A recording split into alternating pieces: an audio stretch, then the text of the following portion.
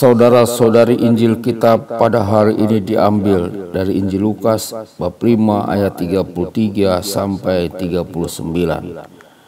Sekali peristiwa orang-orang Farisi dan ahli-ahli Taurat berkata kepada Yesus, "Murid-murid Yohanes sering berpuasa dan sembahyang, demikian pula murid-murid orang Farisi, tetapi murid-muridmu makan dan minum."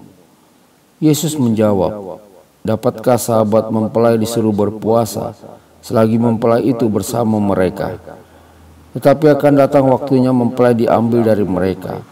Pada waktulah mereka akan berpuasa." Yesus mengatakan juga satu perumpamaan kepada mereka.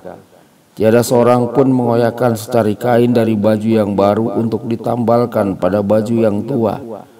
Sebab jika demikian, yang baru itu pun akan koyak. Apalagi kain penambal yang dikoyakkan dari baju baru tidak akan cocok pada baju yang tua. Demikian juga tiada seorang pun mengisikan anggur baru ke dalam kantong kulit yang tua. Sebab jika demikian, anggur baru itu akan mengoyakkan kantong tua itu. Lalu anggur akan terbuang dan kantong itu pun hancur. Tetapi anggur baru harus disimpan dalam kantong yang baru pula. Dan tiada seorang pun yang telah minum anggur tua ingin minum anggur yang baru, sebab ia akan berkata, anggur yang tua lebih baik. Demikianlah sabda Tuhan. Terpujilah Kristus.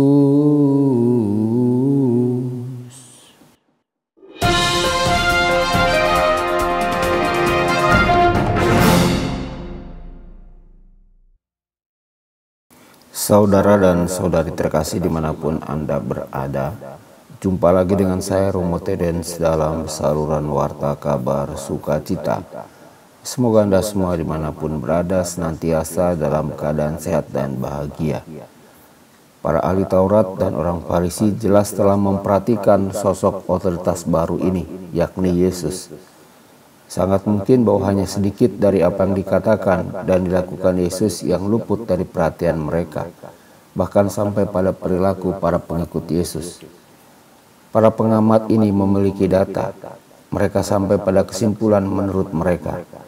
Menarik kesimpulan logis dari sekumpulan data adalah hal yang baik dan yang membedakan kita sebagai manusia. Sayangnya aspek unik lainnya dari sifat kita, sifat manusia yang telah jatuh dalam dosa, adalah menghakimi orang lain. Ahli-ahli Taurat dan orang-orang Farisi melampaui logika semata dan menuduh secara implisit. Para pengikut Yesus dinilai kurang kudus dibandingkan dengan murid-murid lain yang mereka kenal. Paulus mengingatkan kita dalam bacaan pertama hari ini untuk janganlah kamu menghakimi sebelum waktunya tiba, sebelum Tuhan datang, sebab Ia akan menyatakan apa yang tersembunyi di dalam kegelapan.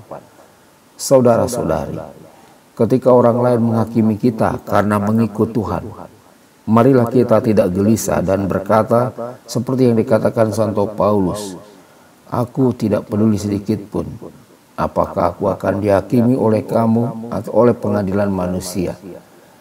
Mungkin jarang sekali para ahli Taurat dan para Farisi menyaksikan para pengikut Yesus berpartisipasi dalam apa yang mereka anggap sebagai doa. Mereka tidak menyadari bahwa bercakap-cakap dengan Yesus pada kenyataannya adalah definisi dari doa. Kita dapat menyimpulkan dari kesaksian para saksi mata bahwa orang-orang Farisi dan para pengikut Yohanes Pembaptis memiliki sejumlah kualitas yang mengagumkan, seperti ketaatan, semangat, dan ketekunan.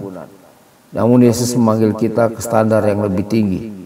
Dia menasihati kita untuk haruslah kamu sempurna, sama seperti Bapamu yang di surga adalah sempurna. Dan cara yang paling dapat diandalkan untuk mencapai kesempurnaan ini adalah melalui doa dan sakramen-sakramen. Dengan berbicara dengan Kristus secara teratur, kita dapat dengan sukacita menanggung beban salib yang harus kita pikul di jalan menuju kesempurnaan itu. Jalan kesempurnaan dilalui melalui salib. Tidak ada kekudusan tanpa penyangkalan diri dan perjuangan rohani. Saudara-saudari, berulang kali dalam kitab suci hubungan antara Kristus dan gereja diibaratkan sebagai ikatan antara suami dan istri. Injil hari ini secara eksplisit mengaitkan ketiadaan puasa dengan fakta bahwa Kristus sebagai mempelai pria bersama para pengikutnya yang akan segera menjadi gerejanya sebagai mempelai wanita.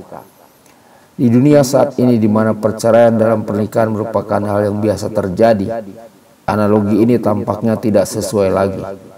Namun seperti yang Yesus katakan kepada orang-orang Farisi ketika dia ditanya tentang Musa yang mengizinkan praktek perceraian, sejak semula tidaklah demikian. Kembali kepada narasi penciptaan dalam kitab Kejadian, sangat membantu kita ketika kita bergumul untuk memahami rencana Allah bagi kehidupan kita. Seperti apakah kehidupan sebelum kejatuhan, sebuah periode waktu yang oleh Santo Yohanes Paulus II disebut sebagai manusia asli. Kita diciptakan sebagai laki-laki dan perempuan, yang satu menjadi anugerah bagi yang lain. Kita diciptakan untuk melihat satu sama lain sebagai subjek yang layak dihormati, bukan sebagai objek yang dimanfaatkan. Kita juga diciptakan untuk memuji dan memuliakan Allah yang telah menciptakan kita dengan cara ini. Tuhan Yesus memberkati dan menyertai Anda semua. Sabda Allah adalah kebenaran.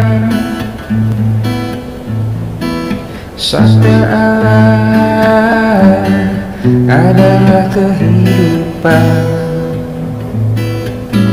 Mari kita mencintainya, mari kita menghayatinya. Ya Tuhan yang ku muliakan,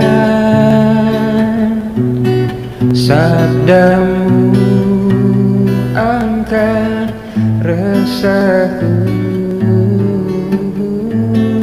Mari kita menghayatinya di dalam